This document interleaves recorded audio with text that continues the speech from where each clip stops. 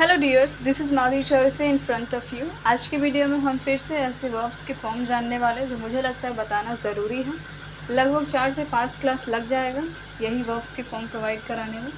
Spoken English start करने से पहले मुझे महसूस हुआ कि मुझे ये वर्ब्स के फॉर्म बता देना चाहिए, नहीं तो बच्चों के साथ चीटिंग होगा। तो चलिए स्टार्ट करते हैं। बोर्ड के साथ थोड़ा दूरी बना लेती हूँ, दुश्मनी है, पता नहीं क्यों दिखता ही नहीं है। उम्मीद करती हूँ कि आवाज़ वगैरह और वीडियो वगैरह सब कुछ क्लियर होगा। चलिए ज़्यादा समय नहीं लेती हूँ। आपको नोट्स में 5 भाग बांट लेना है इस तरह से कुछ, जैसे कि मैंने बता दिया है एक एग्जांपल के तौर पे। स्माइल होता है, स्माइल यानी होता है हंसना, मुस्कुराना।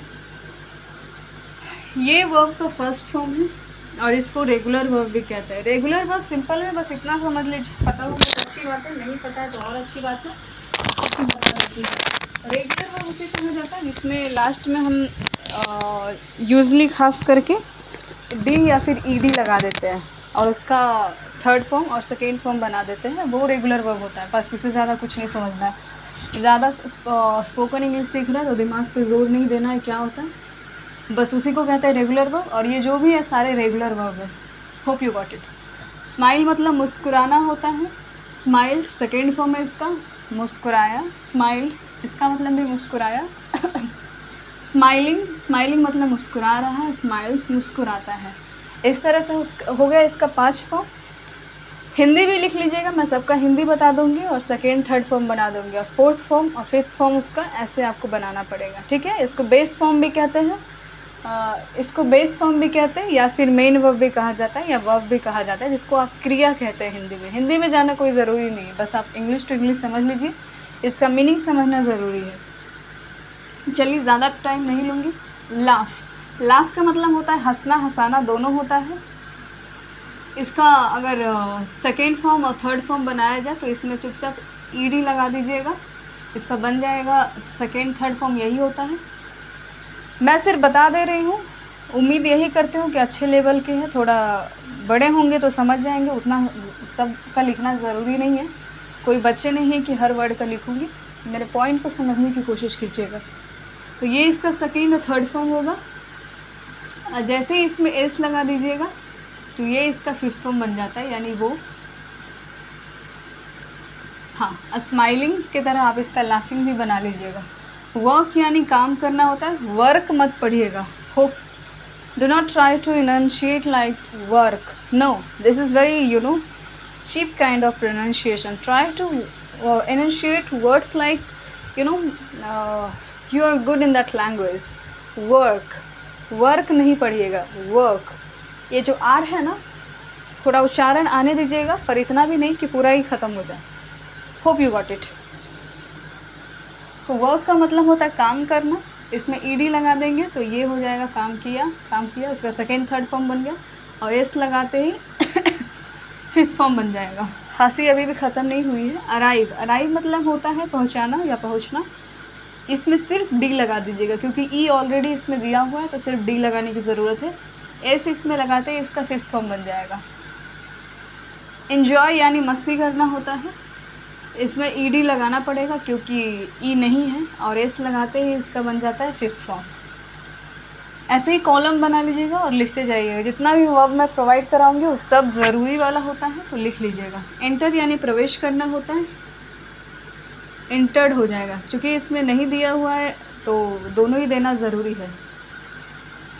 एंटर्ड, रुकिए, हाँ सही है। Entered, one minute, let me check, सही है। होता क्या है ना, एंटर्ड, जो वर्ड का प्रैक्टिस नहीं करते हैं ना तो हाथ उस वर्ड को लिख देता है तो पता चलता है वर्ड सही है या नहीं है। एंटर यानी प्रवेश करना होता है। एंटर्ड, इंटर्ड इसका सेकेंड थर्ड फॉर्म होगा, एस लगा लीजिएगा, फिफ्थ फॉर्म बन जाएगा। यूज़ यानी उसका उपयोग करना होता है, यूज्ड ई दिया हुआ है तो सिर्फ डी लगा देंगे, फिफ्थ फॉर्म इसका बन गया। लव यानी पता ही आप सबको, बताने का कोई ज़रूरत नहीं है। लव यानी किसी को प्यार करना, वही वाला मत समझिएगा, किसी को भी प्यार करना होता है, किसी से भी होता है। लव्ड हो जाएगा, सिर्फ इसमें डी लगाना होता है और एस फिफ्थ फॉर्म बन जाएगा। लिव यानी कि जीना होता है, लाइव इसका प्रोनाउंसिएशन होता है, जो आप लाइव समझते, कोई लाइव आते हैं। मेरा किस्मत भी क्या ख़राब है, लाइट चली गई थी, लाइट चली गई थी, इसको इंग्लिश में कैसे बोलेंगे बता देती हूँ। द लाइट हैज़ बिन गोन, इसको द लाइट हैज़ बिन गोन से इसको बोला जाता है। चलिए फ़ैन ऑफ मैंने कर दिया ताकि आवाज़ अच्छे से आए। लिव मतलब जीना होता है। ये ऑलरेडी दिया हुआ है तो सिर्फ इसमें डी लगा देंगे और एस ऐसे बन गया इसका, लिव्स। और वो लाइव होता है, जो लाइव आते हैं लोग ऑनलाइन, उसको लाइव कहते हैं। होप यानी कि आशा रखना, आशा रखना, हाँ, जैसे आई होप मैं उम्मीद करती हूँ, उम्मीद करना भी होता है, दोनों एक ही है। होप्ड बन जाएगा इसका, और एस लगाते ही इसका होप्स बन जाएगा, फिफ्थ फॉर्म। ये इसको डांस मत पढ़िएगा, डांस थोड़ा इसका गलत उच्चारण कर सकते हैं, डांस पढ़िएगा। She is dancing, I am fond of dancing, मुझे डांस करना पसंद है, तो डांस होता है। तो इसमें सिर्फ डी लगा देंगे क्योंकि ऑलरेडी ई दिया हुआ है, डांस बन जाएगा, सॉरी डांसेस बन जाएगा। हाँ, एक बात और बता देती हूँ, नाउन में यदि लगाते हैं एस या ई एस तब वो प्लूरल बनता है, उम्मीद करती हूँ ज़्यादा बाउंस नहीं करेगा। और यदि वर्ब में एस या ई एस लगाते हैं तो सिंगुलर बन जाता है। जब मैं पढ़ाऊँगी सब्जेक्ट वगैरह तो उसके प्रयोग बता दूँगी, उसका कैसा यूज़ होता है, अभी मत ज़्यादा फोर्स कीजिए माइंड पे।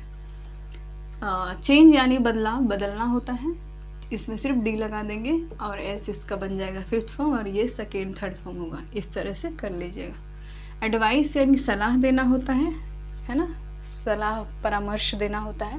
अगर यही यहाँ पे सी रहता तो ये हो जाता नाउन, यानी इसका सिर्फ होता सलाह, सलाह देना नहीं, सिर्फ सलाह होता वो। तो एडवाइस ई ऑलरेडी है तो इसमें डी दे देंगे, ये बन जाएगा इसका थर्ड फॉर्म, सेकेंड फॉर्म, और एस लगाते ही इसका ये फिफ्थ फॉर्म बन जाएगा। एडवाइसिंग खुद कर लीजिएगा। अग्री यानी कि हामी भरना, हाँ में हाँ मिलाना, जैसे कि अगर आप मेरी बातों से सहमत हैं तो सहमति जताना भी होता है। ये ऑलरेडी इसमें ई है तो सिर्फ इसमें डी लगा देंगे। अग्रीड पढ़ेंगे, agreed, yes I agree with your point, मैं आपकी बातों से सहमत हूँ। एस लगाइएगा, फिफ्थ फॉर्म बन जाएगा। हेल्प यानी मदद करना होता है, इसमें ई नहीं है तो ई डी लगाएंगे, ई भी और डी भी। हेल्प यानी मदद करना, हेल्प्स, फिफ्थ फॉर्म। ओपन यानी खुला करना, किसी चीज़ को ओपन करना, खुला करना, ओपन हो जाएगा, और एस लगाते ही फिफ्थ फॉर्म बन जाएगा। Hope you got it.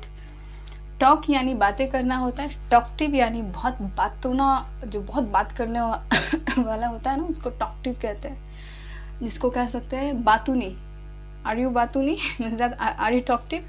Dough not forget to comment below.